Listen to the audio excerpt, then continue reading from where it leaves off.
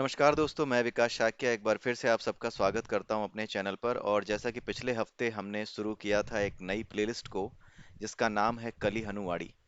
कली हनुवाड़ी का परिचय हमने आपको दिया था कि किस तरह से ये पुस्तक हमारे समाज के बीच में आई है। There is a person named हनुदास।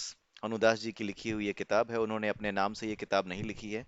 उन्होंने जो कुछ भी सुना, जो कुछ भी अनुभव किया, मातंग कबीला है एक, जो श्रीलंका में रहता है, जहाँ ये माना जाता है कि हर 41 सालों में हनुमान जी मातंगों से मिलने आते हैं।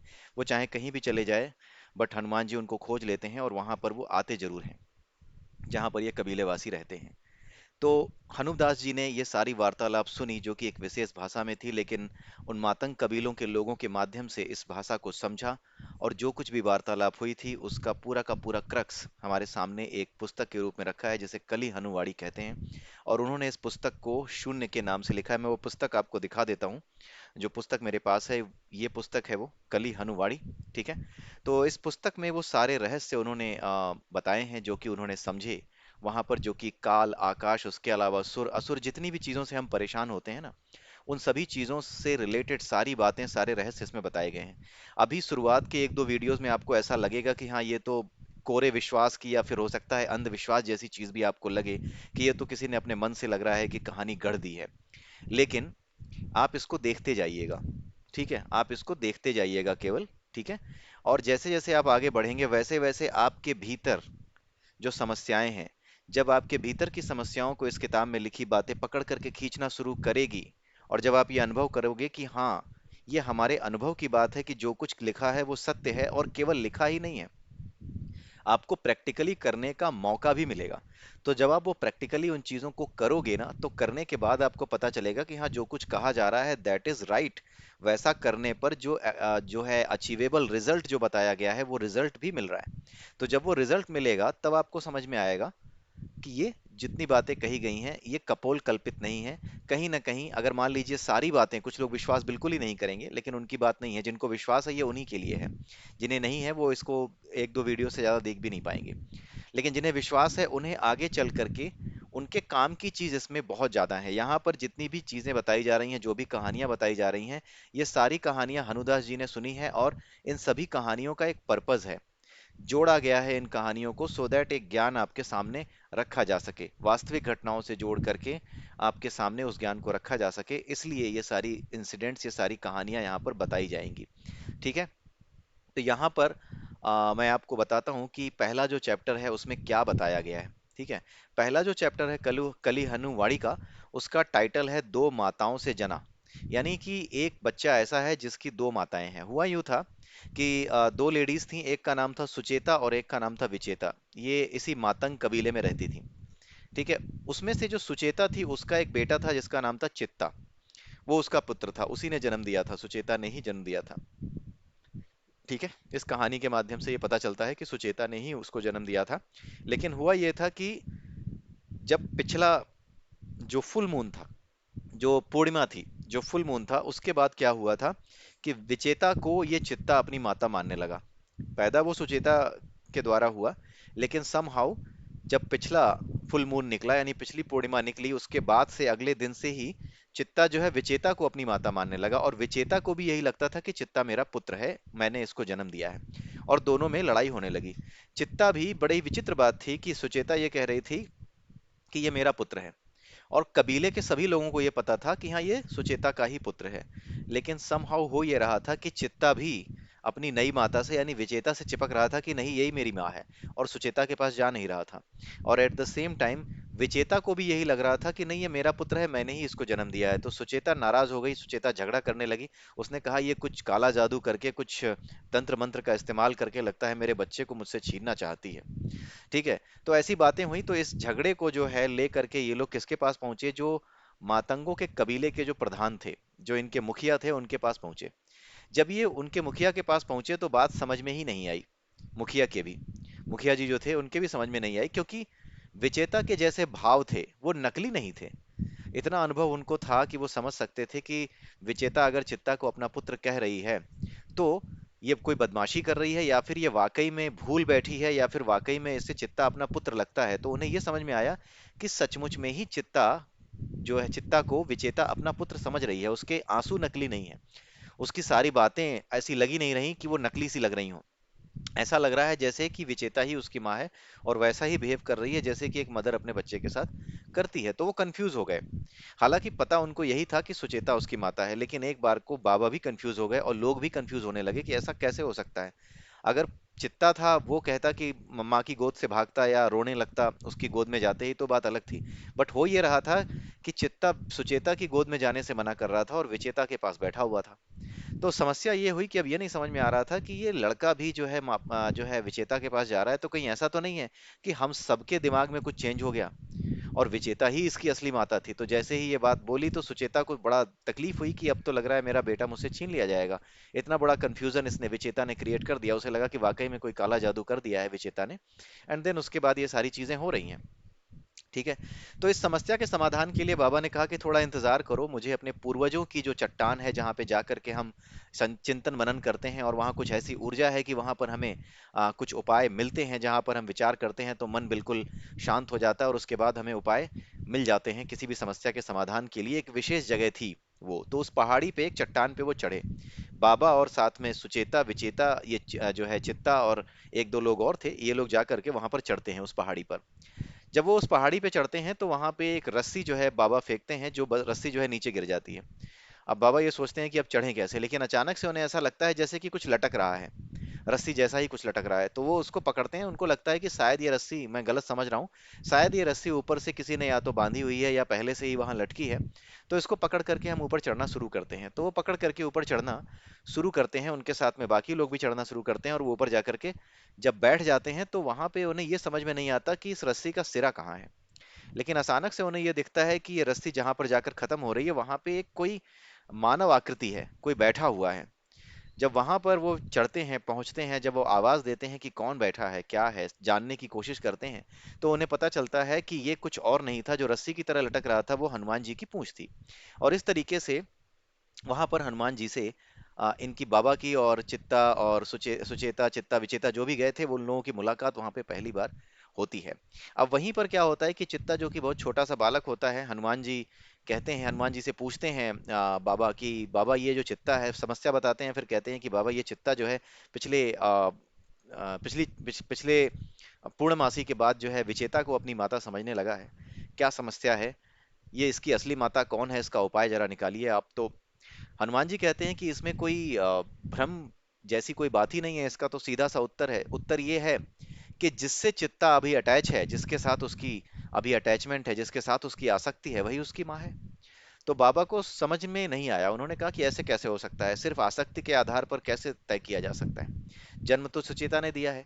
तो हनुमान जी ने जो समझाना चाहा था वो बाबा जो है ठीक से पूरी तरह से नहीं पकड़ पा रहे थे, उनकी समझ में आ भी रहा था लेकिन वो पूछ कुछ और रहे थे। जिसने जन्म दिया है वो वहां पे अटके थे, और हनुमान जी ये बता रहे थे कि सारे रिश्ते नाते केवल और केवल तभी तक सच्चे लगते हैं जब तक कि आपकी उनमें आसक्ति है, ये हनुमान जी बताना चाह रहे थे। बट जो बाबा थे वो इस बात को दूसरे एंगल से देख रहे थे कि जन्म किसने दिया है, वो उस एंगल से देख रहे थे। ठीक है। अब इस बीच में क्या होता है कि हनुमान जी अपनी इस एग्जाम्पल को समझाने के लिए अपनी हनुमान जी अपनी पूंछ को छोटा और बड़ा करने लगते हैं। जब वो छोटा और बड़ा करते हैं तो चित्ता एक छोटा सा बच्चा होता है, वो चित्ता क्या करता है कि उसको देखते ही हंसने लगता है, बहुत जोर से हंसता है। और हंसते हंसते क्या होता है कि एक अलग तरीके की भाषा में वो हंसना शुरू कर देता है। जब वो उस अलग तरीके की भाषा में वो हंसना शुरू करता है तो उसकी हंसी के अंदर ही एक, उस भाषा के अंदर, उसकी हंसी के अंदर ही एक कहानी वो बताता है। कहानी क्या, वो अपने पूर्व जन्म की कहानी वो बताना शुरू करता है हंसते हुए। अब इसके पूर्व जन्म की कहानी ये थी कि वो एक साधु था, जो चित्ता इस जन्म में चित्ता था वो पिछले जन्म में एक साधु था। एक दिन उसको बड़ी जोर की प्यास लगी थी, वो नगर नगर भटक रहा था, भारत देश में आया हुआ था। तो भारत में जब वो भटक रहा था तो एक गांव में पहुंचता है, उसको प्यास लगती है और प्यासा था वो। तो वहां जब वो गांव में पहुंचता है, प्यास जो है क्या नाम है, पानी की तलाश में, तो खेतों से होते हुए, पगडंडियों से होते हुए निकलता है। फिर बाद में किसी तरह से उसको एक रास्ता मिलता है जहां पे वो एक घर के पास पहुंचता है। उस घर के आंगन में एक पेड़ लगा था, उस पेड़ के नीचे एक बच्चा जो है सो रहा था।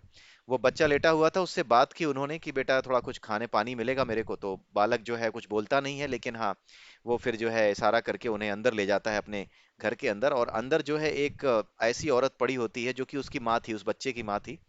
और वो बिल्कुल मरने वाली हालत में पड़ी हुई थी। इतनी ज्यादा बुरी हालत थी कि उसके जिंदा रहने की कोई उम्मीद ही नहीं थी। ठीक है। पूरा घर गंदा था, देख के ही लग रहा था कि यहाँ पर बीमारी ने बहुत दिनों से अपना डेरा डाल रखा है। घर में हनुमान जी की एक फोटो थी, बस यही एक चीज अच्छी दिख रही थी उस साधु को। हनुमान जी की फोटो को उन्होंने प्रणाम किया, और उसके बाद उन्होंने देखा कि हनुमान जी की फोटो पे धूल लगी हुई है, उसको कोई साफ नहीं करता, काली भी पड़ गई हनुमान जी की फोटो। और at the same time Hanuman ji की फोटो होने का मतलब ये था कि यहाँ के लोग भक्त हैं हनुमान जी के। और नीचे दिया भी जल रहा था। जब वो दिया जल रहा था, सब कुछ था, तो साधु जो था वो, उसने क्या हुआ, जो ये चित्ता था जो पिछले जन्म में साधु था, उसने एक कंप्लेन की हनुमान जी से मनी मन कि इस तरह के लोग जो आपकी सेवा करते हैं, जो आपको इतना मानते हैं, उनके जीवन में इतने दुख क्यों हैं। इस दुख को बताते हुए, इस दुख की वजह से भगवान से यानी हनुमान जी से शिकायत करते हुए धीरे से वो साधु बाहर आ जाता है। बाहर आकर के वो उस बच्चे को फिर देखता है, और वो बच्चा वहीं पे लेटा होता है अपनी खाट पे। तो उस खाट पे जब वो बच्चा लेटा होता है, तो उस बच्चे को देख करके वो जानना चाहते हैं कि एक बार और मैं इसको देख लूं, बच्चे को, कि ये तो क्या कर रहा है, बात तो करता नहीं है, जरा इससे पूछा जाए कि क्या समस्या है। ठीक है। इसी बीच में जो है उसके उसके फादर भी आते हैं बच्चे के, जो उसकी माँ के लिए वैद्य को लेकर आते हैं, लेकिन कोई फायदा नहीं होता, क्योंकि वैद्य क्या कर रहा था, वो सिर्फ उसके दर्द को कम कर रहा था। बाकी इतने पैसे उसके फादर के पास नहीं थे कि वो उसकी माँ का इलाज कर सके। तो ये सारी बातें भी हुई थी, और उसके बाद जो है साधु बाहर आया था। और बाहर आने के बाद बालक से उन्होंने बात करने की कोशिश की, तो बालक ने जो है बताने की कोशिश की कुछ। जब उसके जले हुए हाथ को देख करके साधु ने पूछा कि ये हाथ जल कैसे गया। जब जले हुए हाथ की ओर इशारा करके साधु ने पूछा, तब जो है बालक ने बताया कि ये हाथ रोटी बनाते समय, खाना बनाते समय जल गया। तो इस बात से और भी दुखी हो गया वो साधु। और जब वो दुखी हो गया तो वहां से निकल गया। फिर वो कहता है कि यार इस घर का कुछ नहीं हो सकता, मैं इतना दुख नहीं देख सकता। हनुमान जी से शिकायत करता हुआ वो साधु अपना जो है रास्ते चलता बना। ठीक है। लेकिन चलते चलते चलते ऐसे जो है देखते सोचते क्या हुआ कि चलते चलते वो प्यास के मारे बेहोश हो गया साधु। ठीक है। यहाँ तक की कहानी आपको समझ में आई कि साधु अब बेहोश हो गया। उसने एक दुख भरा जीवन देखा एक परिवार में, और अब जो है उसे पानी नहीं मिला, तो वो प्यास से बेहोश होकर के गिर पड़ा। लेकिन बेहोश होने के बाद जब वो गिर पड़ा, तो उसके होश में आने के बाद उसने देखा, साधु ने, कि मैं उसी घर में हूँ जिस घर में वो लेडी, और उसी बिस्तर पे लेटा हूँ जिस बिस्तर पे वो लेडी लेटी हुई थी अभी थोड़ी देर पहले, जब उसने पहले देखा था। उस बिस्तर पे एक लेडी लेटी हुई है। और वो लेडी मतलब जो लेटी हुई थी, उस बिस्तर पे ये खुद लेटे हुए थे। उन पे लेटाया गया था इनको। और जो लेडी बीमार उनको दिख रही थी बेहोश होने से पहले, अब वो लेडी उनके बिस्तर के नीचे बैठी थी, और उनके लिए कुछ खाने पीने का इंतजाम कर रही थी। उनके होश में आने का इंतजार कर रही थी, और उसका पति भी वहीं बैठा था, होश में आने का इंतजार कर रहा था। तो होश में आने के बाद जब उन्होंने अपने आप को उस घर में पाया, तो उनको बड़ा कंफ्यूजन हुआ कि यार ये जो लेडी है, ये तो मरने वाली हालत में थी, ये अभी स्वस्थ कैसे दिख रही है। ठीक है। ये इतनी हेल्दी कैसे दिख रही है, ये तो अभी मरने वाली थी, ऐसे लग रही थी बेहोश होने से पहले तो मैंने ये देखा था। तो लेडी से उन्होंने पूछा कि आप तो मरने वाली थी, आप तो बहुत बुरी हालत में थी। तो लेडी ने कहा कि नहीं, ऐसा तो कुछ नहीं है। और उसके पति ने भी पूछा कि ऐसा आपको क्यों लग रहा है। तो साधु ने कहा कि आप मेरी बात पर यकीन क्यों नहीं करते, मैं इस घर में आ चुका हूँ। मैं इस घर में आपको मरी हुई मतलब बिल्कुल मरने जैसी हालत में देख चुका हूँ। इसके अलावा आपका एक बेटा भी है। जैसे ही साधु ने ये बोला कि आपका एक बेटा भी है, वो लेडी परेशान हो गई। उसने कहा कि ये कैसे पता इनको। और उसके हस्बैंड को भी अजीब लगा कि ये बात कैसे पता कि हमारा एक बेटा भी है। तो उन्होंने बोला कि ये तो हो सकता है कि, उन्होंने सोचा कि हाँ बाई चांस, साधु को लगा कि हो सकता है ये तो बाई चांस भी ये लोग समझ सकते हैं कि हाँ ऐसे ही मैंने तुक्का मार दिया होगा। तो उन्होंने एक पहचान भी बताई कि आपके बेटे के हाथ में ना एक जले का निशान है, जो खाना बनाते समय वो जल गया था। अब जो है लेडी परेशान हो गई। उसने कहा कि ये पता नहीं, ये लग रहा है ये साधु जो है कुछ माया जाल हम पर फेंक रहा है, और मेरे बेटे को ये लेने आया है और उसको भी साधु बना देगा। नॉर्मली जो है गांव में, आज भी गांव में और पहले भी अगर आपने सुनी होगी ये कहानियां, तो अक्सर बच्चों को साधु बाबा कह करके डराया जाता था। हालांकि उसका एक और उद्देश्य था, साधु बाबा कह के डराना, ताकि सनातन धर्म में जो विशेष संस्कृति है साधुओं से मिलने की, उनसे बात करने की, उनसे पूछने की, उस संस्कृति से दूर किया जाए और उन्हें एक विलेन की तरह पेश किया जाए, ताकि हमारा समाज जो है हमारे ही साधुओं से कट जाए। उसका एक उद्देश्य ये भी था। ये इस तरीके से चीजें फैलाई गई थी। और उसके अलावा अब यहाँ पे इस कहानी पे जब हम वापस आते हैं, तो यहाँ पे क्या हुआ कि महिला जो है अब डर गई थी। उसने ये पूछा कि आप हम मेरे बेटे को साधु तो नहीं बनाना चाहते? तो साधु ने बोला कि नहीं, मैं तुम्हारे बेटे को साधु नहीं बनाना चाहता, जो मैंने देखा वही मैं तुम्हें बता रहा हूँ। तुम्हारा पति अभी जो है लेकर आया था एक वैद्य को, और उस वैद्य ने घोषित कर दिया था कि तुम कुछ दिनों की ही मेहमान हो, और तुम्हारा बेटा जो है यहाँ पे उसके हाथ में चोट लगी है, उसके हाथ में जो है जला हुआ है। तो लेडी ने कहा कि मेरे बेटे के हाथ में जला हुआ जरूर है, लेकिन जैसा आप कह रहे हैं कि उसने खाना बनाते समय अपना हाथ जला लिया था, तो ऐसा सच नहीं है, क्योंकि मैं तो जिंदा हूं, तो मेरे जिंदा होते हुए मेरा बेटा खाना क्यों बनाएगा? तो ऐसा कह करके जो लेडी थी उसने जो है अपने आप को संभालने की कोशिश की कि मैं कैसे जो है बताऊं इनको कि ये सारी बातें इनको क्यों पता हैं, और क्या करने आए हैं ये हमें छोड़ दें, हमें परेशान ना करें, यहाँ से चले जाएं। तो ये सारे विनती उसने की, उनके पैरों में गिर पड़ी, और पूरा परिवार उनके पैरों में गिर पड़ा कि महाराज आप जाइए, महाराज आप पानी पीजिए, जो जो चाहिए सो वो करिए, आप नाराज मत होइए, आप हमारे बच्चे को मत ले जाइए। तो साधु ने ये सोचा कि पता नहीं क्या समस्या है, ये लोग बिना वजह ही दुखी हो रहे हैं मेरी वजह से। तो साधु ये सोचते हुए दुखी होकर कि ये लोग मेरी मेरी वजह से बिना वजह ही दुखी हो गए हैं, कोई भी कारण रहा हो, लेकिन इनके दुख का कारण मैं हूं, तो इस वजह से फिर साधु जो है वहां से उठते हैं और निकल करके चले जाते हैं। उनको जाते हुए देखती है वो लेडी, तो फिर से परेशान होती है कि कहीं ये साधु परेशान होकर के या हमसे नाराज होकर के तो नहीं जा रहे। तो पीछे से आवाज भी देती है कि आप हमसे नाराज मत होइएगा, लेकिन वो साधु कुछ खास सुनते नहीं, और क्योंकि वो परेशान थे तो वो जाते हैं और एक पेड़ के नीचे आराम करने लगते हैं। तो अब आपने दो चीजें देखी आपने, जहां पे दो चीजें अलग अलग हैं। एक साधु जो कि एक घर में जाता है, किसी लेडी को मरा हुआ मरणासन हालत में देखता है, यानी मरने वाली इस हालत में देखता है, वहां से निकल करके, घर से निकल करके थोड़ी दूर जाता है, बेहोश हो जाता है प्यास के मारे, और वापस जब वो आता है उसी घर में अपने आप को पाता है होश आने पर, और वहां देखता है कि जिस लेडी को उन्होंने देखा था कि वो मरणासन हालत में है, अब उस लेडी को उन्होंने देखा कि वो बिल्कुल शांति से बैठी हुई है, कोई बीमारी का चिन्ह उसके अंदर नहीं है, और सारी बातें उसे याद भी थी, तो वो जो पहचान बताई वो भी सब सही था। तो ये चीजें हुई क्या, यहाँ पर दिक्कत क्या हुई?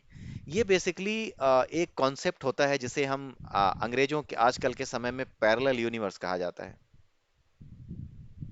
ठीक है, पैरेलल यूनिवर्स कहा जाता है। ये जो पैरेलल यूनिवर्स है, ये कॉन्सेप्ट कुछ और नहीं है, नॉर्मली इसको मंडेला इफेक्ट के नाम से भी आज के अंग्रेज जो है बताते हैं।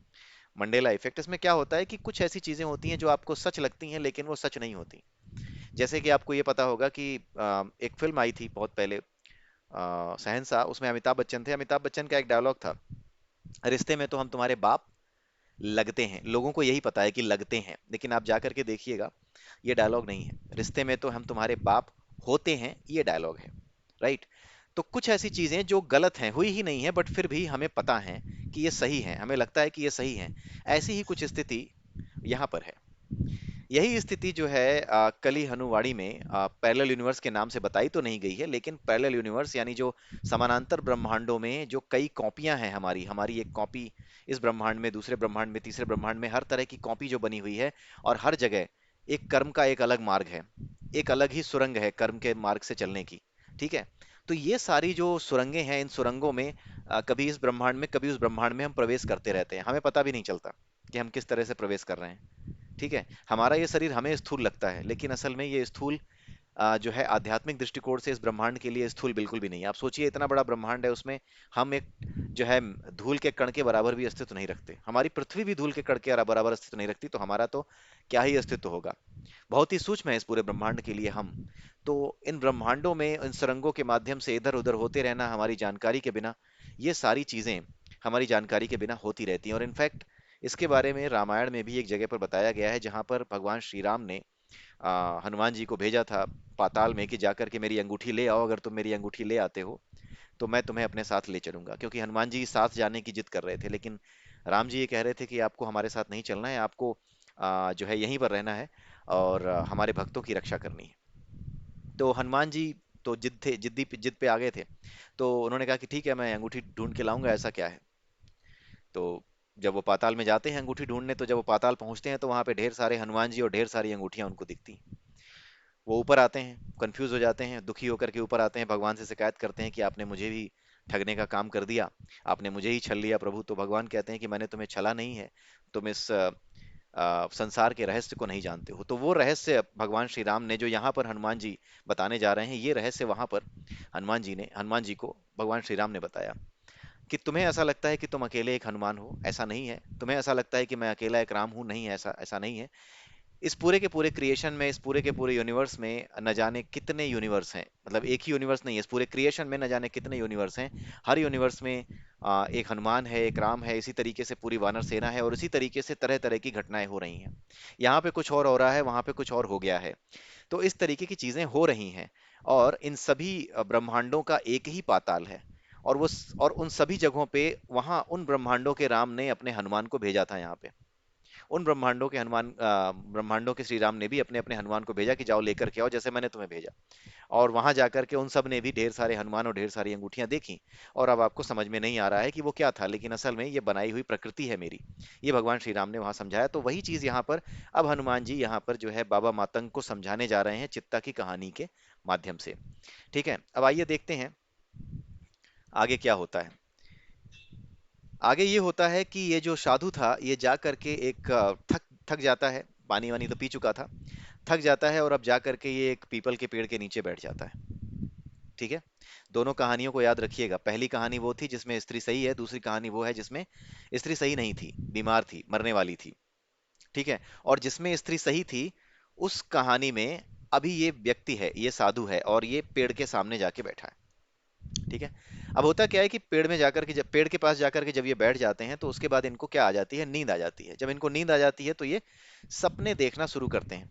जब ये सपने देखना शुरू करते हैं तो इनके सपने में इनको एक बहुत ही सुंदर सी जगह दिखाई देती है, बिल्कुल स्वर्ग जैसी, स्वर्ग का आभास होता है इन्हें। और पीछे से एक आवाज आती है। उस आवाज के साथ उनको दो सुरंगें दिखाई देती हैं। एक सुरंग हरी रंग की होती है, एक सुरंग लाल रंग की होती है। और पीछे से आवाज आती है कि हे साधु, जो साधु था, उसको कहा जाता है कि हे साधु, तुम्हारी आत्मा इस स्तर पे आ चुकी है, इसमें इतनी जागृति आ चुकी है कि अब ये अपनी मर्जी से अपना जीवन चुन सकती है। ये अपनी मर्जी से उन दृश्यों में जा सकती है जिन दृश्यों में ये पहुंचना चाहती है। ठीक है, ये बात पीछे से जो है आई, ये आवाज पीछे से आई साधु के पास। और साधु को कहा गया कि जाकर के देखो इन दोनों सुरंगों में। बताया भी गया कि अगर तुम लाल वाली सुरंग में जाते हो, तो तुम इस सुरंग के माध्यम से उस जीवन में पहुंचोगे जहां पे वो औरत बीमार है, और तुम पानी के अभाव में बेहोश हो गए हो, और जहां बेहोश पड़े हो वहीं पे बेहोश पड़े होगे, और उसके बाद तुम होश में आओगे, वहां जागोगे, उस जीवन में जागोगे, उस जो है पाथ पे जाओगे, उस रास्ते पे जाओगे जिसमें ये कहानी चल रही है। लेकिन अगर तुम हरी रंग वाली सुरंग चुनते हो, तो तुम उस कहानी में जाओगे जिस कहानी में ये स्त्री बीमार नहीं है, ये स्त्री सही है। ठीक है, ये स्त्री सही है। और अंत में तुम वहां पहुंचोगे जहां पर कि तुम इस पेड़ के नीचे बैठे हो, पीपल के, और यहां पर तुम्हारी आंख खुलेगी। ठीक है, अगर तुम लाल वाले में जाओगे और हरे वाले में, इंडिपेंडेंटली दोनों में से किसी एक में जाना होगा। अगर इंडिपेंडेंटली लाल वाले में जाओगे या इंडिपेंडेंटली हरे वाले में जाओगे, तो हरे वाले में क्या हो रहा है वो लाल वाला तुम्हें याद नहीं रहेगा, और अगर लाल वाले में जाओगे तो हरा वाला तुम्हें याद नहीं रहेगा। ठीक है, लेकिन अब होता यह है कि जो साधु था ये सोचता है कि जब लाल वाले में घुस जाऊंगा तो हरा वाला याद नहीं रहेगा, हरे वाले में घुस जाऊंगा तो लाल वाला याद नहीं रहेगा। अगर ऐसा होगा, ठीक है, अगर ऐसा होगा, तो फिर ये कैसे हुआ कि दो अलग अलग कंफ्यूज करने वाले चित्र मुझे दिखाई दिए, दो अलग अलग जीवन मुझे एक साथ कैसे दिखाई दिए, जिसकी वजह से मुझे क्या हुआ, भ्रम हुआ। इस बात का उत्तर जो है, ये समानांतर ब्रह्मांड यानी पैरेलल यूनिवर्स के बीच के जो रास्ते हैं, काल आकाश के रास्ते उनको कहा जाता है, उस रास्ते की बात अब यहाँ पे पता लगती है। हो ये रहा था कि पहला जो दृश्य था उसमें लाल सुरंग थी जिसमें औरत बीमार थी। दूसरा थी हरी सुरंग, ये रेड है, ये ग्रीन है, आर और जी से दिखा दे रहा हूँ। आर मीन्स रेड, जिसमें वो औरत बीमार है। ग्रीन मीन्स वो जिसमें वो औरत सही है। हुआ ये था कि साधु, पहली वाली कहानी में अगर आपको याद हो तो साधु बड़ा परेशान हुआ था। हनुमान जी से उसने शिकायत की थी कि ये बेचारा जो है बच्चा है, इसकी माँ मर जाएगी, ये औरत इतनी बुरी हालत में है। ये सारी चीजें उसने शिकायत की थी उस वाले जीवन में, जो लाल रंग की सुरंग से होकर जाता है। तो लाल रंग की सुरंग से होकर के जो जीवन जा रहा था, उस जीवन में क्योंकि उस साधु ने एक बुरी स्थिति देखी थी उस औरत की, तो उस बुरी स्थिति को देख करके उसने अब कल्पना की थी, उसने ये सोचा था, उसने अंदर ये बड़ा गहरा भाव आया कि समहाउ ये ठीक हो जाए, इस बच्चे का जीवन अच्छा हो जाए। तो जो कुछ भी हम सोचते हैं वो पहले से इस पूरे यूनिवर्स में, किसी और यूनिवर्स में या कहीं पे घटित हो रहा है। क्योंकि ये सारे विचार जो हमारे मन में आते हैं वो इसी यूनिवर्स के अंदर ही तो आते हैं, कहीं बाहर से तो आ नहीं रहे, हम इसी यूनिवर्स के अंदर हैं। तो जो विचार हमारे दिमाग में आ रहे हैं वो सारे दृश्य, वो विचार दृश्य बन करके कहीं ना कहीं उपलब्ध हैं। क्योंकि ये साधु एक जागृत आत्मा था, तो जागृत आत्मा को ये छूट होती है कि वो अपनी मर्जी से कहीं पर भी दूसरे दृश्य बदल सकता है। अपनी मर्जी से कहीं पर भी दूसरे दृश्य बदल सकता है, और इस दृश्य को बदलने में वो अपने आप नहीं करता, इस दृश्य को बदलने में मदद करते हैं देवता, डियटीज, जैसे हनुमान जी। तो वो बातें यहाँ पर आई। और पीछे से जो आवाज आई उसमें हुआ ये कि इस वाली जो लाल वाली सुरंग है, इसमें क्या है, यहाँ पे मान लो औरत बीमार है, ठीक है, और यहाँ पर ये बेहोश होकर के गिर गया, पॉइंट नंबर 2 पे बेहोश होकर गिर गया। और ग्रीन वाले में क्या है कि यहाँ पर ये पहुंचा है औरत के घर पे, और यहाँ पे ये औरत क्या है, स्वस्थ है। यहाँ पहले ये गिरा हुआ है, ये होश में आ रहा है, और अब पॉइंट नंबर 2 पे वो देखता है कि वो औरत स्वस्थ है। यहाँ तक का जो कॉमन रास्ता है ना, इस कॉमन रास्ते तक तो सब कुछ बराबर था। ठीक है, इस साधु के लिए सब बराबर था, क्योंकि इस स्त्री का जीवन तो अलग चल रहा था, इस लाल वाली सुरंग में अलग चल रहा था, और हरी वाली में अलग चल रहा था। लेकिन इस साधु के लिए सब कुछ इस पॉइंट तक बराबर था। जिस पॉइंट तक इसके लिए बराबर था, उसके बाद ये आ रहा, ये जी रहा, उसके बाद जिस पॉइंट तक बराबर था, उसके बाद वहीं पे पास में ना एक सुरंग थी जो कि जुड़ी हुई थी, दोनों सुरंगों को जोड़ रही थी। हुआ ये था कि जब साधु बेहोश हुआ आर वाले में, यानी रेड सुरंग में जब गया था वो, तो उस सुरंग में जब वो बेहोश हुआ, तो होश में आते समय वो क्या हुआ, क्योंकि उसकी इच्छा बड़ी प्रबल थी कि ये बच्चा सही हो जाए, इस बच्चे की माँ सही हो जाए। इस वजह से उसने दृश्य का चुनाव किया, क्योंकि वो जागृत आत्मा था। तो देवताओं ने उसे उस दृश्य में पहुंचा दिया जिस दृश्य में वो औरत सही थी। और अचानक से जब उसको पहुंचाया गया तो वो भ्रमित हो गया। ठीक है, जब उसे अचानक से पहुंचाया गया तो वो भ्रमित हो गया। इसी भ्रम की वजह से उसे ये समझ नहीं आ रहा था कि हो क्या रहा है। और अब क्या हुआ था कि इसी भ्रम को सुलझाने के लिए जो है हनुमान जी ने उसको ये समझाया कि अगर तुम रेड में जाओगे तो रेड की ही यादें रहेंगी, ग्रीन में जाओगे तो ग्रीन की ही यादें रहेंगी, कोई एक चुन सकते हो ताकि तुम भ्रम से बाहर आ जाओ। लेकिन इसने कहा कि ऐसा हो कैसे रहा है। तो हनुमान जी ने ये बताया, मतलब उसको ये पता चला, खुद ही जाके देखा उसने। हनुमान जी ने बोला कि तुम जाके देखो इसके अंदर। तो जब वो जा रहा था तो उसे दिखा कि इस सुरंग की दीवारों पे ना चित्र हैं। एक सुरंग है, सुरंग की दीवारों पे चित्र है, जैसे जैसे आगे बढ़ता है उसे वो चित्र दिखाई देते हैं जो जो उसने अभी जिए थे। लाल वाले में वो चित्र दिखाई देते हैं, लाल सुरंग में, जहां वो औरत को बीमार देखता है, जहां वो बच्चे से पूछता है, और फिर वो देखता है कि ये तो बड़ा दुखदाई है। तो उस लाल वाली सुरंग से क्या होता है, पीछे आता है। पीछे आते समय वो सारी चीजें उल्टे क्रम में होती हैं। और जब वो पीछे आता है तो बीच रास्ते में उसको एक और सुरंग दिखाई देती है, जहां से वो देखता है कि मैं ग्रीन वाली सुरंग में जा सकता हूँ। वो ग्रीन वाली सुरंग में जाता है, और वहां जाके देखता है कि अरे यहाँ से तो दृश्य ही बदल रहे हैं, यहाँ से तो औरत सही है, यहाँ से तो मुझे पानी पिलाया जा रहा है, मैं ठीक हूँ और मैं पेड़ के पास जाके बैठ रहा हूँ, ये सारे दृश्य दिखाई दे रहे हैं। तो वो ग्रीन और रेड दोनों से बाहर आता है, और बाहर आने के बाद वो कहता है मुझे दोनों में से कुछ कोई नहीं चुनना। लेकिन पीछे से आवाज आती है हनुमान जी की कि नहीं, तुम्हें एक तो चुनना पड़ेगा, ऐसा नहीं होगा, तुम एक जीवन जी रहे हो, इसलिए एक तो चुनना पड़ेगा, बिना चुने तो बात नहीं बनेगी। तो वो कहता है कि नहीं, मुझे दोनों में से कोई भी नहीं चुनना है, दोनों में से कुछ भी नहीं चुनना है। ठीक है, क्योंकि अब मुझे ये समझ में आ गया है कि इस संसार में जितने रिश्ते नाते हैं, जो कुछ हम देखते हैं, जो कुछ हम समझते हैं, वो सब केवल एक भ्रम मात्र है। ये संसार केवल एक भ्रम है। ठीक है, ये जो भ्रम है ये समझ तो उसको आ गई, लेकिन अभी भी इसकी यात्रा बाकी थी। इसलिए हनुमान जी ने उससे कहा, पीछे पलटने को कहा। इसने जब कोई सुरंग नहीं चुनी तो हनुमान जी ने इससे पीछे पलटने को कहा, और जैसे ही वो पीछे पलटा, हनुमान जी ने उसके हाथ को पकड़ा। और पकड़ते ही क्या हुआ कि वो साधु जो था वहीं पे समाप्त हो गया, यानी उसका शरीर छूट गया वहीं पर। जो पीपल के पेड़ के नीचे बैठा था वहीं उसका जीवन समाप्त हो गया। और अब एक नए जीवन में चित्ता के रूप में उसका जन्म हो गया। चित्ता अभी जो जिसको लेकर के आए थे, जो चेता और विचेता का जो पुत्र बना हुआ था। ठीक है, तो उस चीज को लेकर के जो है सारी कहानी थी। और अब यहाँ पे ये चीज समझ में आ गई, जब चित्ता अपनी कहानी बता चुका हनुमान जी के द्वारा, किस तरह से वो दोबारा एक नए जन्म में आया, ये सारी चीजें बता दी, तो बाबा मातंग को भी ये बात स्पष्ट होने लगी कि हाँ, क्यों ऐसा हो रहा है। तो कुल मिला के यहाँ पर वही पैरेलल यूनिवर्स के बीच में जो रास्ते हैं, जो सुरंगें हैं, उनके बारे में बताया गया है। इन सुरंगों के माध्यम से ही हम इधर से उधर होते रहते हैं। कोई एक इच्छा एक आदमी को या कई लोगों को पूरे एक ब्रह्मांड से दूसरे ब्रह्मांड में एक सुरंग के माध्यम से दूसरे ब्रह्मांड में भेज देती है, दूसरी सुरंग में भेज करके दूसरे ब्रह्मांड में निकाल देती है। तो जो लोग एक ब्रह्मांड में ये जानते थे कि फिल्म का डायलॉग है, आ, रिश्ते में तो हम तुम्हारे बाप लगते हैं, उनके लिए अब इस नए ब्रह्मांड में, जो कि नया ब्रह्मांड था जहां पे जब फिल्म बनी होगी तो डायलॉग डाला गया था, रिश्ते में तो हम तुम्हारे बाप होते हैं, यहाँ पर आकर के वो उसको देखते हैं। इसी वजह से उन्हें कंफ्यूजन होता है कि ऐसा क्यों है, और ऐसा सचमुच में होता है। आप इसे अनुभव कर सकते हैं, आप जाकर के खुद देख सकते हैं कि फिल्म का डायलॉग ये नहीं है। ठीक है। तो इस वजह से क्या हुआ कि अब सामने सारा सच आ गया, लेकिन अब सवाल यही था कि है किसका बेटा ये चित्ता? चित्ता है तो अभी भी सुचेता का ही बेटा। हनुमान जी ने कहा कि इस बात से कोई मतलब नहीं है कि चित्ता किसका बेटा है। सब कुछ जो है वो काल आकाश पे चल रहा है। सब कुछ जो है आसक्ति है इस संसार में। माता पिता जितने भी रिश्ते हैं ये सब आसक्ति हैं। तो हनुमान जी ने अब वो रहस्य बताया कि किस तरीके से ये अब होने लगा है। पिछले पूर्णमासी से क्यों ये बच्चा चित्ता विचेता को अपनी माँ समझने लगा है, और क्यों 15 दिन बाद फिर से ये सुचेता को अपनी माँ समझने लगेगा, ये बताया उन्होंने। तो उन्होंने कहा कि ये बच्चा अभी विचेता को अपनी माँ समझ रहा है, लेकिन 15 दिन का इंतजार करो, जब ये अमावस्या आएगी तो अमावस्या के बाद ये बच्चा सुचेता को वापस अपनी माता समझने लगेगा। ठीक है। हनुमान जी ने रहस्य बताया। मातंग बाबा जो थे उन्होंने पूछा, जो मुखिया थे उन्होंने पूछा कि ऐसी क्या बात हुई कि आपको ऐसा करना पड़ा। तो हनुमान जी ने कहा कि देखो, ये एक ऐसी आत्मा है जिसकी जागृति जरूरी है, जिसको ये पता रहना जरूरी है पिछले जन्म से जो ये सीख के आया है। जब इसकी मृत्यु हुई तो पिछले जन्म से जो लेकर के आया है वो उसकी यादें, वो जो ज्ञान है कि हाँ सब कुछ भ्रम है, आसक्ति ही सारे रिश्ते हैं, ये सारी चीजें इसे याद रहें, इसके दिमाग में बनी रहें, ताकि इसकी ज्ञान ग्रंथि जो है वो टूटी रहे और इसका ज्ञान जागृत रहे। इसलिए इस जन्म में ऐसा मैंने इसके लिए किया है। ये मातंग कबीले में एक बालक है जिसके लिए ऐसा किया गया है। ठीक है। तो हनुमान जी ने ये बताया कि इसको मैंने पिछले क्या नाम है, पूर्णमासी के समय इसको एक स्वप्न में आकर के दर्शन दिए, और उस स्वप्न में मैंने इससे 6 विकल्प 7 विकल्प दिए।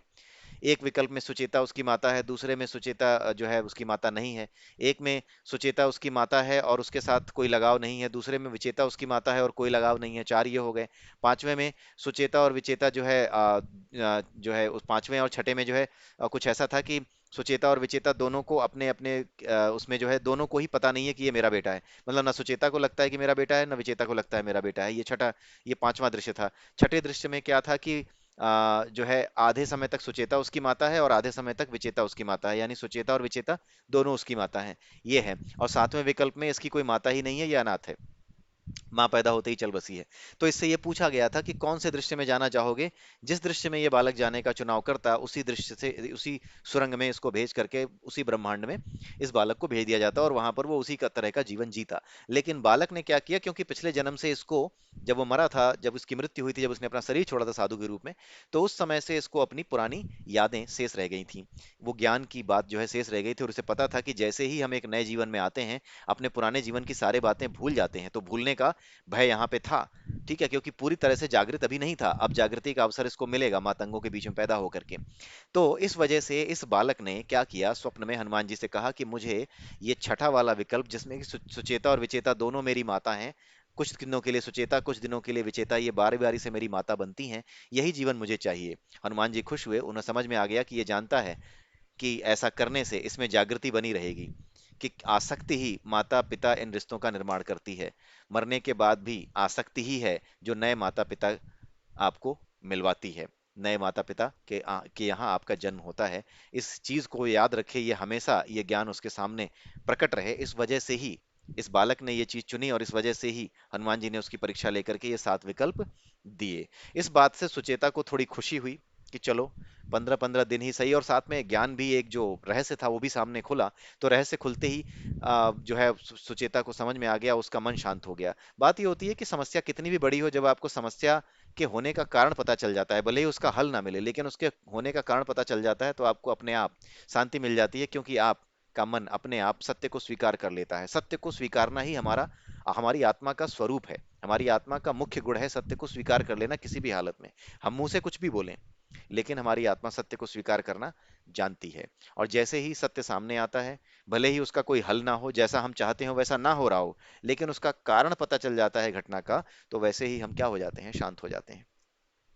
तो ये जो है आपको आई होप कि समझ में आया होगा कि ये चैप्टर सुचेता और विचेता और जो चित्ता था बालक, इसके लिए क्यों बनाया गया, क्यों ये जो है चैप्टर लिखा गया, और क्यों ये बात आई सामने, ताकि हर चीज यहाँ पे समझी जा सके, बताई जा सके।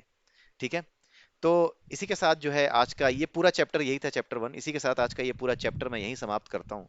आई होप कि आपको ये समझ में आया होगा।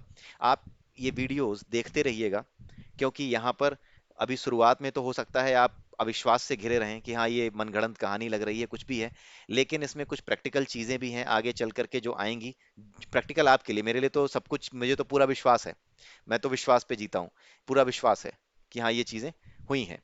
लेकिन जिनको विश्वास नहीं है उनके लिए मैं कह रहा हूँ कि अगर आपको लगता भी है कि हाँ इनमें सच्चाई सारी नहीं हो सकती, तो भी मैं आपसे कहूंगा जुड़े रहिएगा, क्योंकि ये बहुत जरूरी इसमें मैसेजेस हैं इस किताब में, और इस किताब में ऐसी बातें लिखी हैं कि जिनको आप फॉलो करेंगे तो आप निश्चित रूप से अपने अंदर परिवर्तन महसूस करेंगे। ठीक है, तो इसी के साथ आज मैं आप लोगों से विदा लेता हूँ। हरे कृष्णा, हरे राधे, जय श्री राम, जय सिया राम, और जय श्री हनुमान।